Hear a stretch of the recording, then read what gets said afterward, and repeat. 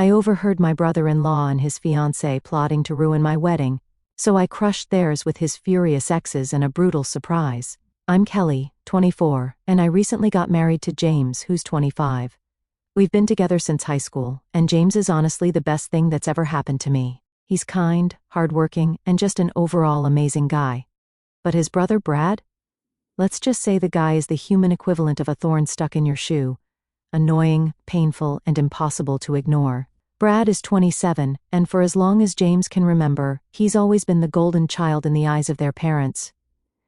You know the type, he's the older sibling who gets away with everything. Growing up, James told me that Brad was the kind of kid who would break something, blame it on James, and somehow get away with it every time. Boys will be boys, their mom would say. It wasn't just little things either. Brad would actively go out of his way to make James's life miserable. If James got a new toy for his birthday, Brad would take it and break it. If James made a new friend, Brad would swoop in, charm them, and make James feel like the outsider. As they got older, it didn't get any better. Brad would pick on James in front of his friends, calling him things like mama's boy or softy because James wasn't into the whole macho brooding persona Brad had going on. James, being the good guy he is, tried to brush it off, but I could tell it bothered him. Who wouldn't be hurt when your own brother treats you like crap? Now, Brad's life is, well, a mess. He hops from one dead-end job to another because he can't hold down a position for more than a few months. He's the kind of guy who walks into work late and acts surprised when he gets called out for it. He has this cocky attitude, like he's too good for rules or responsibilities. But somehow, their parents still make excuses for him. Brad's just figuring things out, they'll say. As if being an inconsiderate jerk is a phase he'll eventually grow out of. When it comes to relationships, Brad's track record is even worse. He's had more girlfriends than I can count, and every single one of them left him for good reason. Brad has this ability to charm women at first. He's got the looks, the smooth talk, and that fake confidence that draws people in, but once they're hooked, he shows his true colors. He's controlling, manipulative, and an expert at gaslighting. Alright, so let me tell you about the moment Stephanie entered the picture about 6 months ago because, trust me, it was a game changer. Before her, Brad's girlfriends were like revolving doors. Here one day, gone the next. It was almost like a running joke in James's family. Every holiday or family event, Brad would show up with someone new, introduce them like they were the love of his life, and then a couple of months later, it was like they never existed. But Stephanie? Oh, she was different. Not in a good way, though.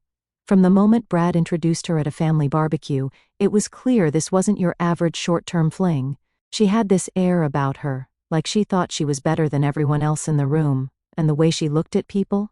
It wasn't curiosity or friendliness. It was pure judgment, like she was scanning the crowd for someone to pick apart. The first thing Stephanie said to me wasn't even a greeting.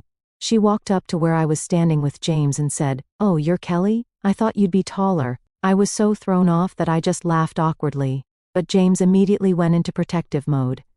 He gave her a look and said, "She's perfect the way she is." Stephanie just smirked and said, "I was just saying." That set the tone for how she interacted with everyone. She had this way of making snide comments that sounded like compliments if you weren't paying attention. Like when she told James's mom, "You must have been stunning when you were younger.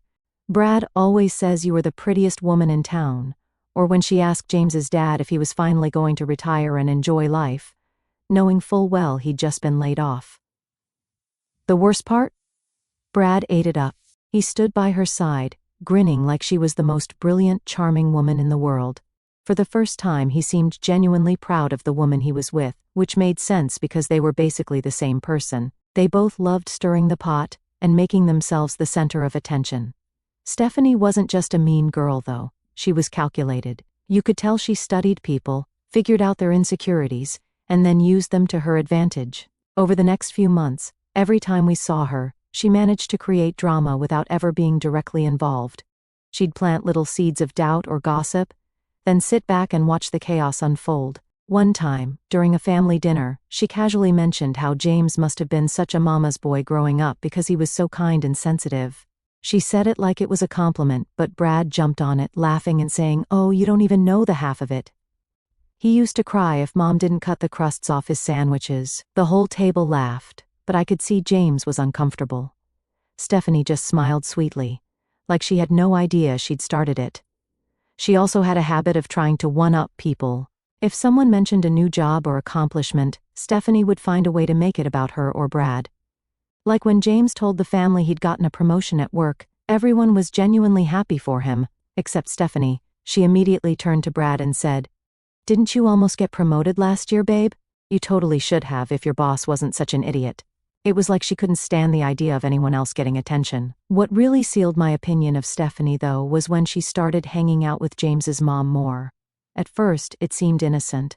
She'd join her for lunch or shopping trips, and I thought maybe she was just trying to get closer to the family. But then James's mom started acting differently. She'd make these little comments about how James should call more often, or how it was so nice that Brad always stayed in touch, which was a total lie. Brad only called when he needed something. I later found out from James's sister Emma that Stephanie had been subtly comparing the two brothers during her hangouts with their mom.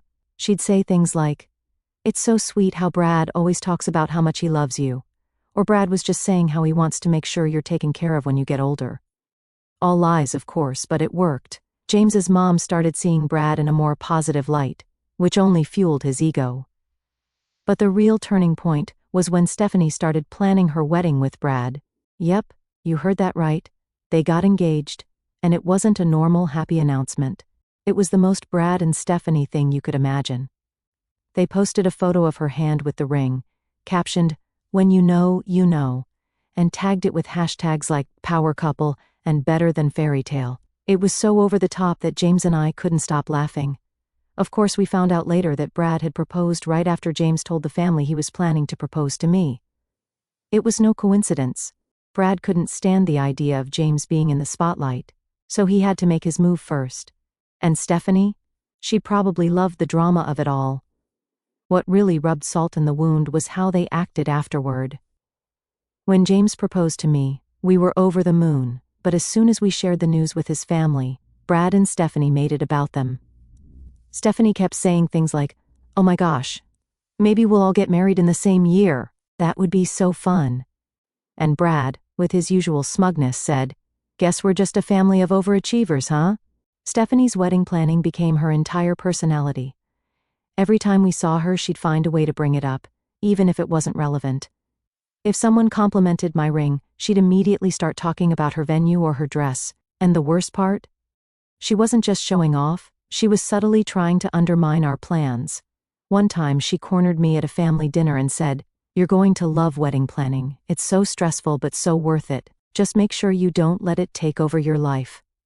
Oh, and I'd avoid pastel colors. They're so overdone. I hadn't even mentioned what colors I was considering, but guess what? I'd been leaning toward pastels. It was around this time that I started noticing how little Stephanie actually knew about Brad's past. She seemed completely unaware of his long list of exes and the drama he'd left behind. She talked about him like he was some kind of saint, saying things like, "Brad has such high standards. That's why he didn't settle down before me." I had to bite my tongue to keep from laughing. High standards? The guy had dated half the county and cheated on most of them. Stephanie was living in a bubble, completely blind to who Brad really was. And honestly, I couldn't wait for that bubble to burst. If she wanted to be part of the Brad show, she'd have to deal with everything that came with it. Little did she know, her big debut was just around the corner, and it wasn't going to go the way she thought. Okay, so let's get to the good part. By now you probably have a pretty good idea of how Brad and Stephanie operate. They're not just the type of people who crave attention.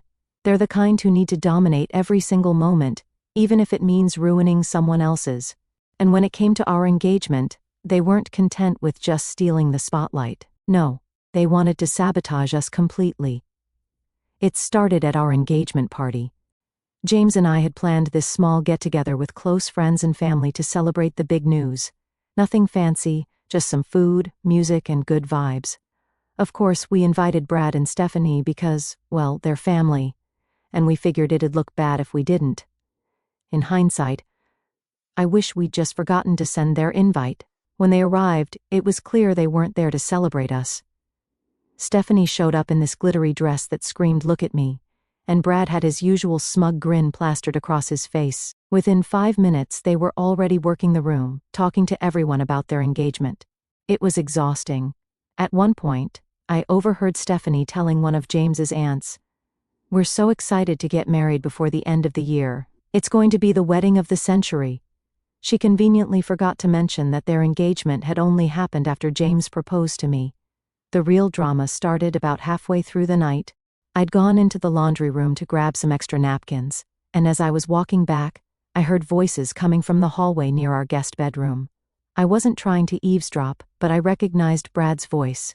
And, well, curiosity got me. I stopped in my tracks and listened. It was Brad and Stephanie, and they were whispering about our wedding. At first I thought they were just gossiping or making snide remarks, which wouldn't have surprised me. But as I listened, I realized they weren't just talking trash. They were planning something. Brad was saying, "We need to make sure our wedding is the one everyone remembers. They think they're so perfect, but we'll show them who the real stars of this family are." Stephanie laughed and said, "Don't worry, babe. I've got a plan. We'll make her think we're on her side, like we're rooting for her. Then, when the wedding comes, we'll hit her where it hurts." I could feel my stomach twist as they kept talking. Their plan was bigger than I could have imagined. Stephanie wanted to get close to my bridesmaids, pretending to be friendly and helpful, only to stir up drama between them. She even said, "I'll make sure they're so busy fighting with each other, they won't even have time to focus on her." Brad chimed in with his own idea. He wanted to convince James's parents to pressure us into inviting more people to the wedding, people we didn't even know, just to throw off our guest list and create chaos. But the worst part? Stephanie had this grand finale planned. She wanted to give a surprise speech during the reception, pretending it was heartfelt, but actually using it to humiliate me in front of everyone. "I'll make her look like a total bridezilla," she said, laughing. "People will be talking about it for years." I stood there, frozen, as they went on and on. I couldn't believe what I was hearing. They weren't just trying to ruin our day. They were trying to tear us down completely. And the way they talked about it, like it was some kind of game, made my blood boil. Who does that? When they finally left the hallway, I slipped back into the party like nothing had happened. I didn't want to cause a scene, not yet, anyway. I spent the rest of the night trying to act normal. But inside, I was fuming. As soon as everyone left, I sat James down and told him everything. At first, he thought I was exaggerating. "Maybe they were just joking," he said, always trying to see the best in people. But when I repeated their exact words, his face went pale. "They're unbelievable," he muttered, shaking his head. "Why can't they just leave us alone?" We spent hours talking about what to do. James wanted to confront them right away, but I stopped him. I knew Brad and Stephanie would deny everything and twist it around to make us look like the bad guys. That's their specialty, playing the victim. Instead, I suggested we let them think they were getting away with it. If they wanted to play dirty, we'd play smarter. We decided to act like we hadn't heard anything. James would keep his distance from Brad, and I'd be polite but distant with Stephanie. Meanwhile, I started making plans of my own. If they wanted to mess with our wedding, I'd make sure their wedding was the one nobody forgot. For all the wrong reasons. I started digging into Brad's past relationships. He had a long list of ex-girlfriends, and I figured some of them might still hold a grudge. It wasn't hard to find them. Social media made it easy. I reached out to a few, carefully explaining who I was and why I was contacting them. To my surprise, almost all of them were more than willing to talk. Turns out Brad had burned a lot of bridges, and these women were more than happy to help me expose him. One of them, Amy, told me about how Brad had cheated on her with 2 different women at the same time. "He made me feel like I was crazy for suspecting anything," she said. "I can't believe Stephanie is falling for his act." Another ex, Becca, laughed when I told her what I was planning. "Oh, I'm in," she said. "That guy deserves whatever's coming to him." Within a week, I'd assembled a small army of Brad's scorned exes. We created a group chat to coordinate everything. And let me tell you, these women were hilarious. The way they roasted Brad was better than any stand-up routine I'd ever seen. But we weren't just there to laugh, we had a mission. And when Brad and Stephanie's wedding day rolled around, we were ready. By the time their wedding invitations went out, I knew everything I needed to know. Stephanie was oblivious to Brad's history. She genuinely thought he was some kind of misunderstood prince. I almost felt bad for her, but then I remembered how she'd laughed about humiliating me at my own wedding. Whatever sympathy I might have had disappeared. Their wedding was set for a month before ours, and it was shaping up to be as over the top as you'd expect. They bragged about their fancy venue, their guest list, and how perfect everything was going to be. Stephanie even made a point of telling me how stressful planning a wedding was, as if I hadn't already started working on mine.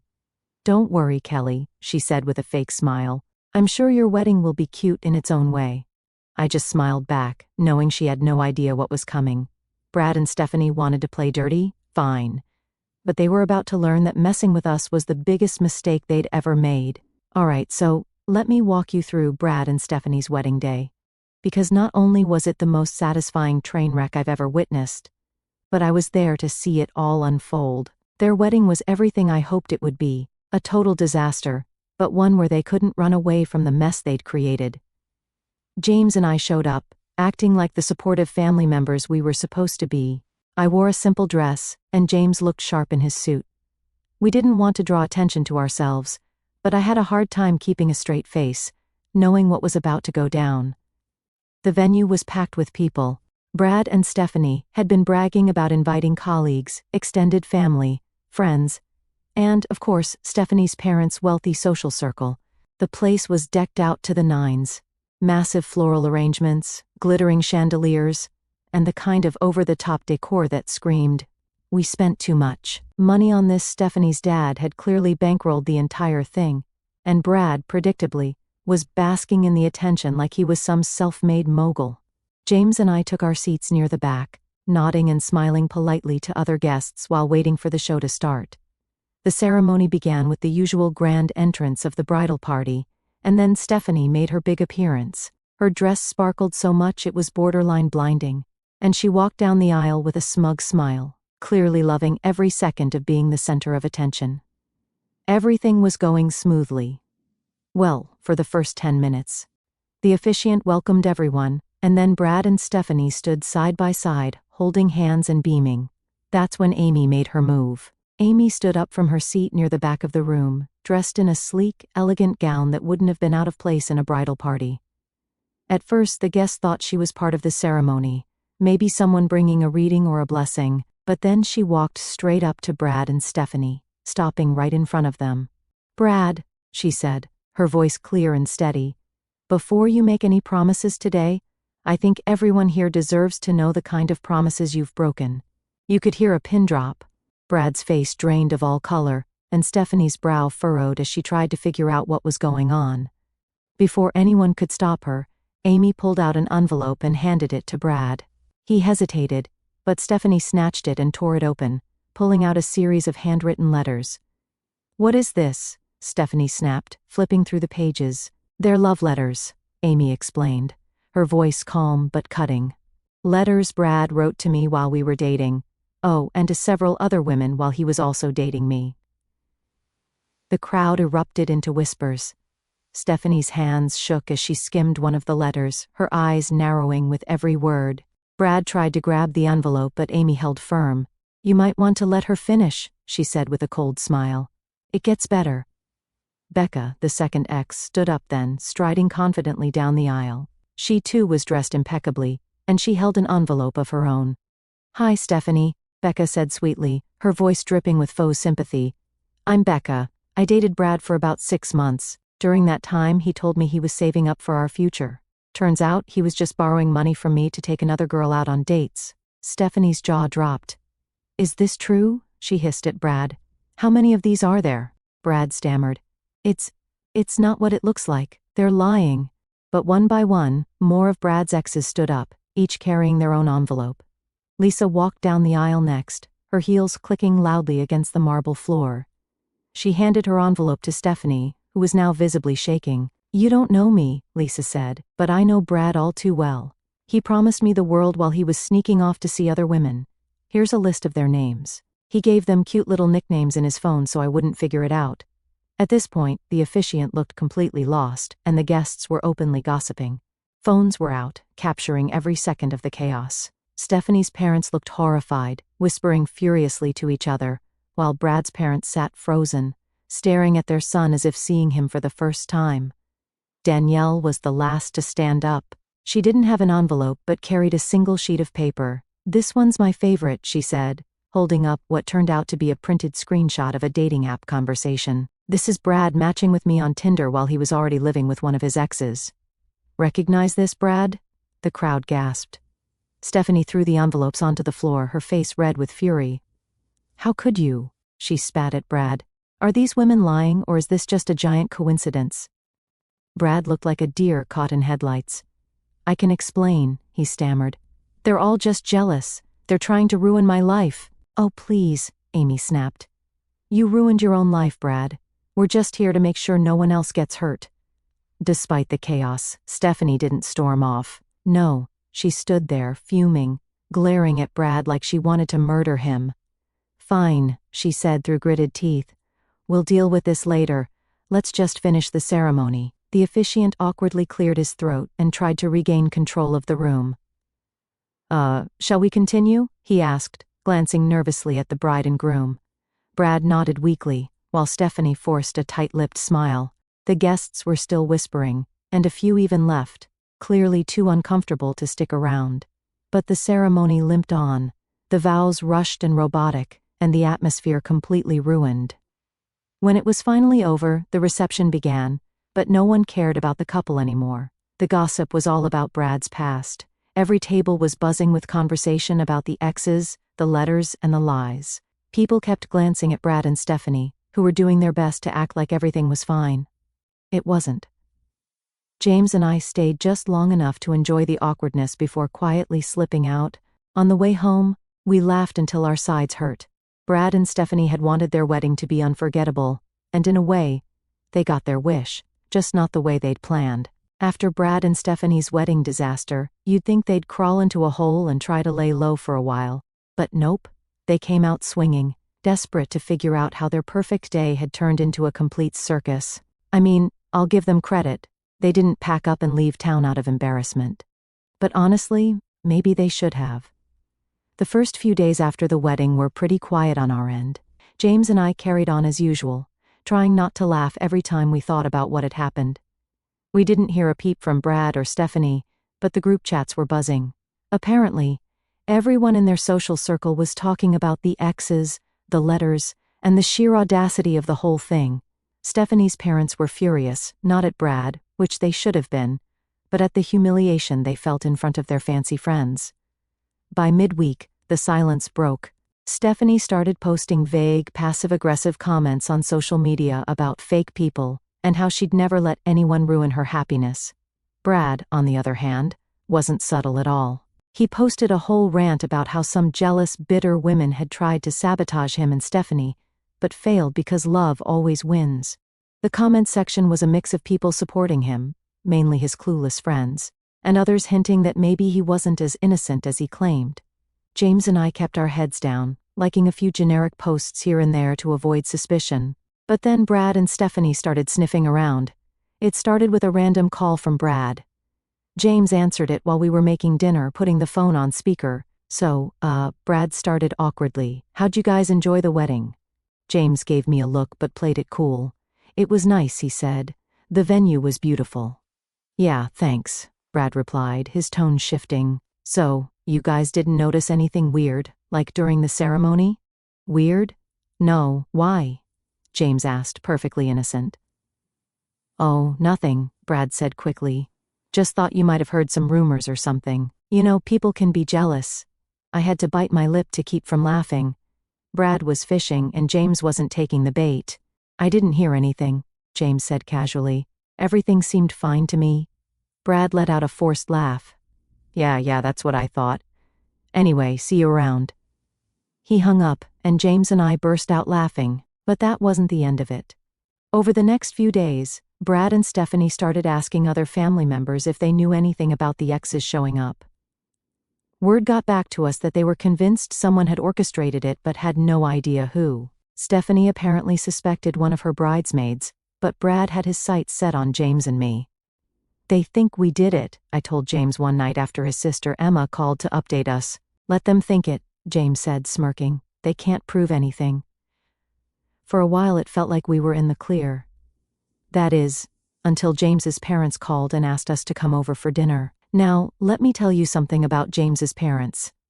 They've always tried to stay neutral when it comes to Brad and James's sibling drama.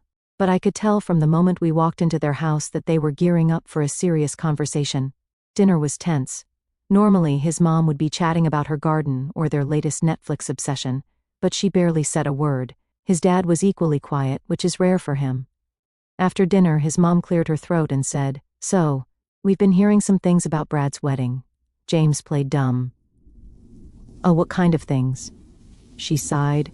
"Brad and Stephanie are saying someone might have had something to do with what happened during the ceremony. They think it was you two." I felt James tense next to me, but I decided to take the lead. "Why would they think that?" I asked, keeping my tone light. His dad frowned. "Well, you have to admit, it's a little suspicious. Those women showing up, it's not something that just happens. And you've never exactly gotten along with Brad." James exhaled and leaned forward. "All right, fine. It was us." His mom gasped, and his dad just stared at him, his jaw tightening. "You're serious?" his dad asked. "Yes," I said. "We planned it. But before you get mad, you need to know why." We explained everything. How I'd overheard Brad and Stephanie plotting to humiliate us at our wedding. How they wanted to ruin my relationships with my bridesmaids and make a spectacle out of us during our reception. I told them about the awful things they said, how they laughed about it like it was some big joke, and how I knew we had to stop them before they got the chance. James chimed in, saying, "We didn't want to do this, but they left us no choice. They've been trying to one-up us and tear us down for years. This wasn't about revenge, it was about protecting our day." His mom looked horrified, not at us, but at the idea that Brad and Stephanie would do something so cruel. "Are you sure they were really planning all that?" she asked. "I heard them say it," I said firmly. "Every word. They didn't care about how it would hurt us. They just wanted to make our wedding a joke." His dad rubbed his temples, clearly trying to process everything. "You shouldn't have stooped to their level," he finally said. "But I can't say I blame you."